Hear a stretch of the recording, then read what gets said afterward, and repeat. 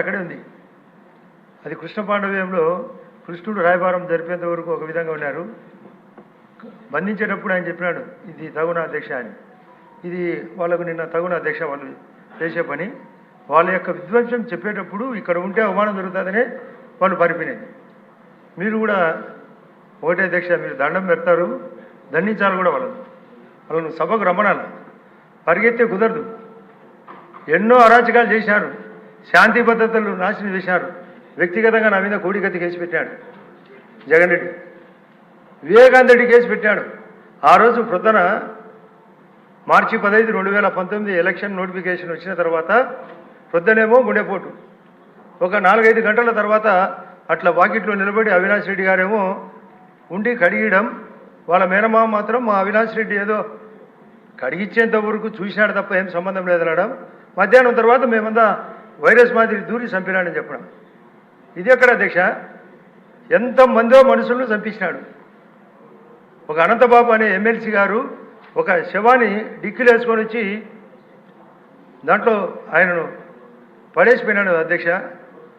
అసలు ఎన్ని రకాలుగానో భూ కబ్జాలు చేసినారు. అసలు సెంట్రల్ గవర్నమెంట్ ఇచ్చే డబ్బు మ్యాచింగ్ గ్రాంట్ ఇవ్వడు, మ్యాచ్ బ్యాక్స్ పెట్టి అగ్గిపెట్టాడు. మ్యాచింగ్ ఇవ్వడు, మ్యాచ్ బ్యాక్స్తో అగ్గిపెట్టడం, అది కూడా ప్రస్తావన వచ్చింది. ఎన్ని రకాలుగా అధ్యక్ష, నేను దయచేసి చెప్తున్నా, మీరు చాలా కఠినంగా ప్రవర్తించి ఫోన్ చేసి ఖచ్చితంగా రమ్మని చెప్పాలి. ఎందుకంటే మేము ఆడదాం ఆంధ్ర అన్నాడు, మేము ఆడుకుంటాం ఇక్కడ ఆంధ్ర ఆడాలా. మళ్ళీ అక్కడ పోయి ధర్నాట. అసలు పిల్లవాడు పాలకు పాలబుడ్డి అంటాడు. రాష్ట్రపతి పాలన అంటే ఏమన్నా పాలబుడ్డే? ఇంతమంది గెలిచి ఇంత ప్రజలు అందరినీ గెలిపించిన తర్వాత జనసేన వాళ్ళకు 21/21 100% స్కోరు, టీడీపీ వాళ్ళ స్కోరు 94%, మా స్కోరు 10కి 8 గెలిచినాం 80% స్కోరు. అతని స్కోరు 88 వస్తాయని బ్రహ్మాండంగా బయట అందరికీ చెప్పిపోయి 175/175 ఎంట్రీ, 25/25 ఎంట్రీ, 200/200 అన్నారు. పోలింగ్ కౌంటింగ్ మధ్యలో పోతూ లండన్కు పోతూ 151 ప్లస్ స్కోర్. ఇంతకుముందు 22 ఎంపీలు గెలిచినారు, మళ్ళీ దాన్ని ప్లస్ స్కోర్. దానివల్ల వాళ్ళ కొంపే చాలా మందికి పోయింది.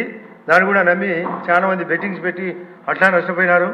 అది లాస్ట్కు 88/8 11 స్కోర్ వచ్చింది మినిమం ఫిగరు. ఇటువంటి పరిస్థితిలో ఇటువంటి పాలన, మన పాలన చూడాలంటే అతను రావాలి. అక్కడికి కాదు పోవాల్సింది. వాళ్ళ చెల్లిని కూడా, 2 చెల్లెలను గిల్లినాడు. వాళ్ళు మార్కెట్లోకి దించారు. వెళ్ళినందుకు వాళ్ళేమి ఊరుకొనలే, గల్లీకి దించారు అతన్ని. నిన్న కూడా షెలిమినమ్మ స్టేట్మెంట్ ఇచ్చింది. అసలు నువ్వేమో పొద్దున పూట గుండెపోటు అంటావు, నరికి చెబితే మాత్రం అది మాత్రం